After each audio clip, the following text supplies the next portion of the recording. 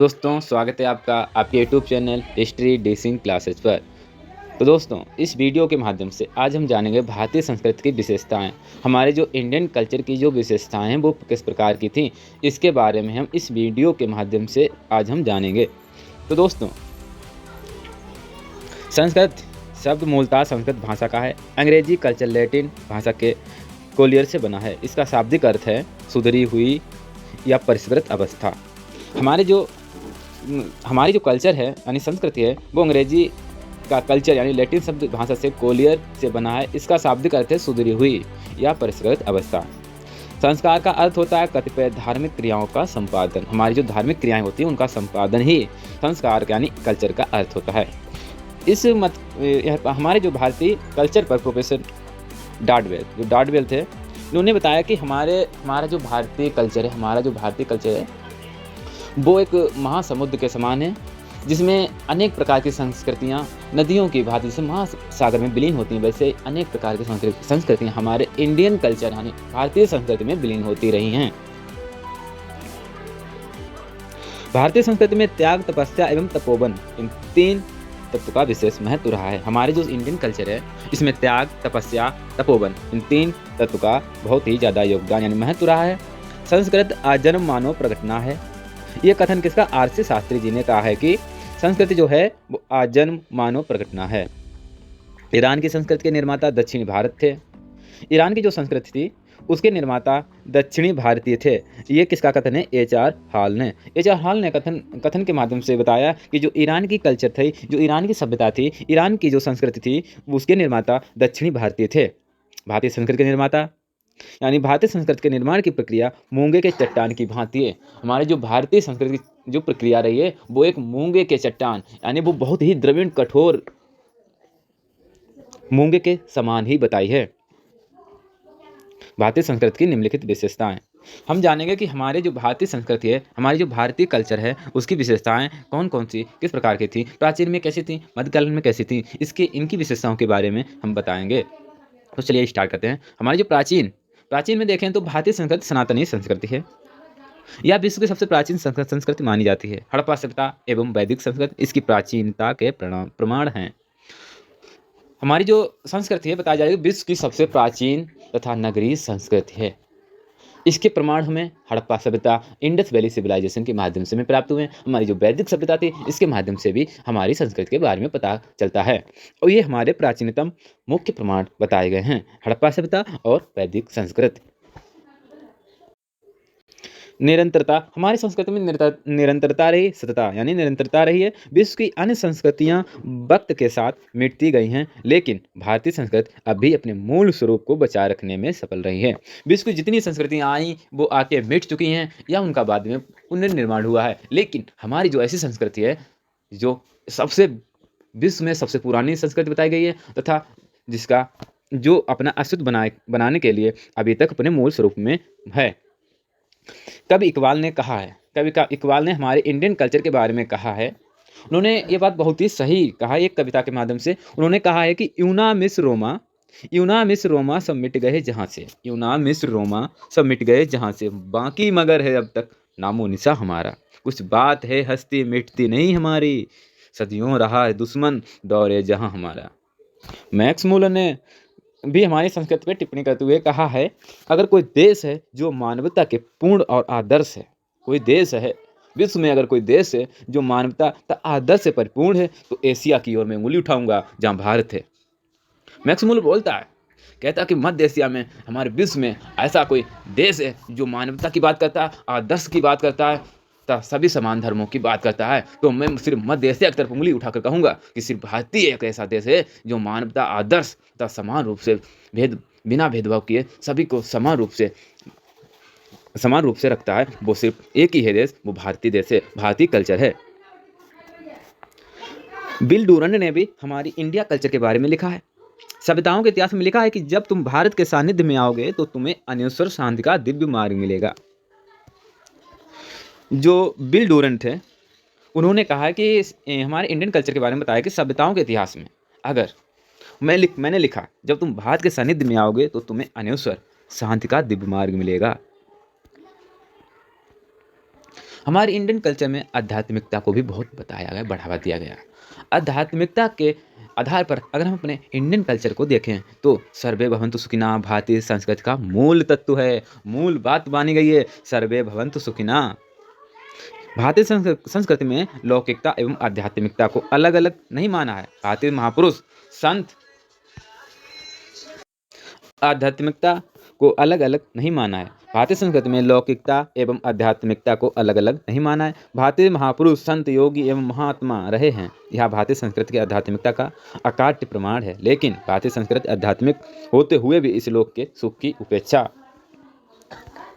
नहीं करती है। 4 पुरुषार्थ इसका उदाहरण है। भारतीय संस्कृति में सत्य की अनुभूति उसे बुद्धि से नहीं, साक्षात्कार से माना जाता है। हमारा जो इंडियन कल्चर है वो एक उसकी इंडियन कल्चर में सत्य एक अनुभूति है, इसे बुद्धि से नहीं साक्षात्कार से जाना जाता है। हमारे इंडियन कल्चर में अवतारवाद को भी बहुत मान्यता दी गई है। इसमें बताया है कि जब जब होई धर्म की हाना तब तब विघ्न। भारतीय संस्कृति की मान्यता है कि जब जब अधर्म की वृद्धि होती है, पाप बढ़ता है, तब तब इस अधर्म का विनाश करने के लिए ईश्वर स्वयं अवतार लेते हैं। इसमें बताया कि गीता में कहा गया है, महाभारत की जो गीता का एक श्लोक है उसके माध्यम से बताया कि यदा यदा ही धर्मस्य ग्लानिर्भरति भारत अभ्युत्थानां धर्मस्य तदात्मानं सृजाम्यहम्। भारत में गीता के इस श्लोक का अधर्म बढ़ता है तब तब मैं आता हूँ, सज्जन लोगों के रक्षा के लिए एवं दुष्टों के विनाश के लिए मैं आता हूँ, धर्म की स्थापना के लिए मैं आता हूँ और युग युग में जन्म लेता हूँ। विष्णु के 10 अवतारों की अवधारणा इस अवतारवाद से ही संबंधित है। समन्वय की भावना एवं ग्रहणशीलता आत्मसात की प्रवृत्ति भी है। भारतीय संस्कृति खुले मन से विश्व की अन्य सभी संस्कृतियों के श्रेष्ठ तत्वों को आत्मसात करने के लिए तत्पर रही है। बाराहमिहिर ने कहा, यदि यवन मलेच्छ हैं, लेकिन उनके ज्योतिषशास्त्र ज्ञान के कारण ही ऋषियों की तरह पूजनीय हैं। जो बाराहमिहिर थे उन्होंने बताया कि यदि यवन मलेच्छ हैं, लेकिन उनकी जो ज्योतिष शास्त्र हैं वो ऋषियों की तरह पूजनीय हैं। मध्यकाल में सूफी भक्ति आंदोलन के द्वारा संस्कृति में विदेशी तत्वों को आत्मसात करने का प्रयास किया गया है। यदि भारतीय संस्कृति ने जिस प्रकार शक, सीथियन, गुर्जर, प्रतिहार, हूण जैसे विदेशी तत्वों को आत्मसात कर लिया, उस प्रकार मुस्लिम संस्कृति को आत्मसात नहीं कर पाए। फिर भी हिंदू एवं मुस्लिम संस्कृति में सांस्कृतिक समन्वय सूफी भक्ति संतों से लेकर रीति रिवाजों तक प्रत्येक स्तर पर देखने को मिलते हैं। इसमें बताया कि हमारा जो इंडियन कल्चर है इसमें शक, सीथियन, गुर्जर, प्रतिहार, हूण जैसे जो इन्हें विदेशी तत्व के रूप में अंकित किया गया है, वो बताया कि जिस प्रकार ये आत्मसात हमारी संस्कृति में हुए हैं, उस प्रकार मुस्लिम संस्कृति हमारी भारतीय संस्कृति में आत्मसात नहीं हो पाई। लेकिन संस्कृति में सांस्कृतिक समन्वय सूफी भक्त संतों से लेकर रीति रिवाजों तक प्रत्येक स्तर पर देखने को मिलते हैं। जिस प्रकार हिंदू में मुंडन तो मुस्लिम समाज में अकीका होता है, हिंदू समाज में अगर मुंडन होता है तो मुस्लिम समाज में अकीका। रीति रिवाज सेम हैं लेकिन नाम उनके अलग अलग हैं। जैसे हिंदू समाज में मुंडन बोलते हैं तो मुस्लिम समाज में अकीका, हिंदुओं में विधारंभ तो मुस्लिम समाज में बिस्मिल्लाह कहते हैं, हिंदुओं में विवाह तो मुस्लिम समाज में निकाह कहा जाता है, हिंदुओं में माला तो मुस्लिम समाज में तस्हीब। इनके नाम अलग अलग हैं लेकिन काम एक ही हैं। यानी इनकी जो रीति रिवाज हैं, जैसे कि हमारे हिंदुओं में हम माला बोलते हैं, जो पहनाते हैं फूलों की जो होती है वो माला बोलते हैं, लेकिन मुस्लिम समाज में इस माला को ही तस्बीह कहते हैं। हिंदुओं में दशकर्म कहते हैं तो मुस्लिम समाज में इसी को दसवां बोला जाता है। हिंदुओं में आरती कहते हैं तो मुस्लिम समाज में नवाज कहा जाता है। हिंदुओं में व्रत तो मुस्लिम समाज में रोजा, हिंदुओं में यज्ञोपवीत तो मुस्लिम समाज में हिलाल एवं सितारा।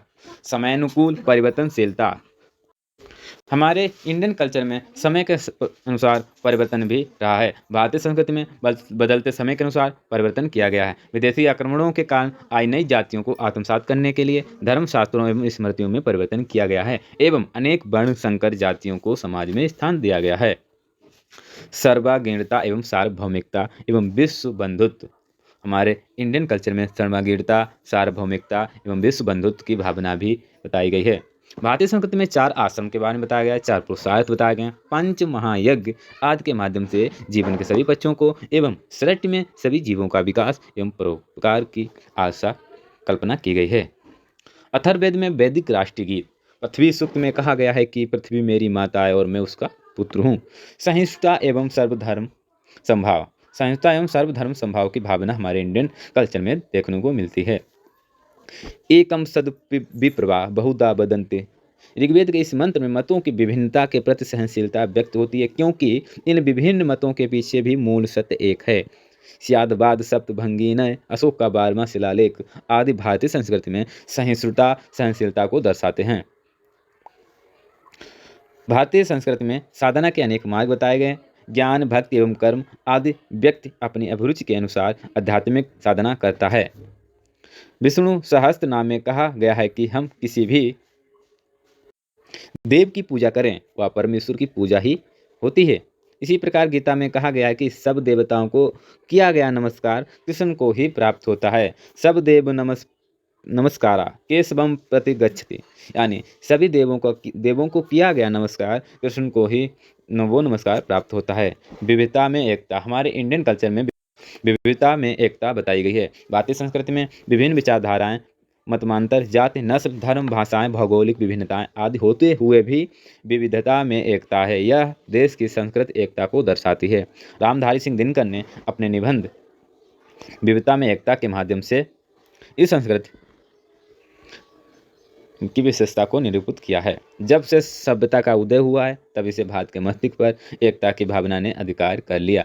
ये नेहरू जी कहते हैं कि जब से सभ्यता का उदय हुआ तब से भारत के मस्तिष्क पर एकता की भावना ने अधिकार कर लिया। भारत में धार्मिक विभिन्नताओं के होते हुए भी मौलिक एकता है। जो हैबल थे, उन्होंने बताया कि भारत में धार्मिक विभिन्नताओं के होते हुए भी मौलिक एकता है, यानी बहुत से सारे धर्म अलग अलग हैं, लेकिन उनकी मौलिक एकता अब भी है। इसी पक्ष को B.A. स्मिथ ने भी भारत की एकता के बारे में बताया है कि एकता में अनेकता एवं अनेकता में एकता का विचार दिया है। भारत को मतों, पंथों, प्रथाओं, संस्कृतियों, धर्मों, भाषाओं, जातियों एवं सामाजिक संस्थाओं का अजायब घर कहा जा सकता है। ये बात राधा कुमुद मुखर्जी ने बताई है। जो राधा कुमुद मुखर्जी थे, उन्होंने बताया कि भारत को मतों, पंथों, प्रथाओं, संस्कृतियों, धर्मों, भाषाओं, जातियों एवं सामाजिक संस्थाओं का अजायब घर कहा जा सकता है। राधा कुमुद का मत है। रविंद्रनाथ टैगोर थे, ने भारतीय संस्कृति को संस्कृतियों का सागर कहा है। जिस प्रकार महासागर में अनेक नदियां आकर एकाकार हो जाती हैं, जिस प्रकार भारतीय संस्कृति को संस्कृतियों का सागर का है। सागर का कहने का मतलब ये है कि जिस प्रकार अनेक जो नदियां, गंगा, यमुना, सरस्वती, मतलब जितनी भी सारी नदियां हैं, वो महासागर में यानी समुद्र में विलीन हो जाती हैं। उसी प्रकार हमारी संस्कृति, हमारी भारतीय की संस्कृति को सागर के समान तुलना की गई है। बताया गया है कि नदियों का जैसे मिलना होता है, उसी प्रकार अनेक संस्कृतियाँ, अनेक धर्मों की अनेक संस्कृतियाँ, अनेक देशों की संस्कृतियाँ जिस प्रकार हमारे भारत की संस्कृति में विलीन हुई हैं, उसी तरह भारत संस्कृति में सागर अनेकानेक संस्कृतियाँ निषाद, किरात, द्रविड़, आर्य आदि मिलकर एक हो गई। ओके, धन्यवाद लास्ट तक हमारे साथ बने रहने के लिए। अब हम इसके आगे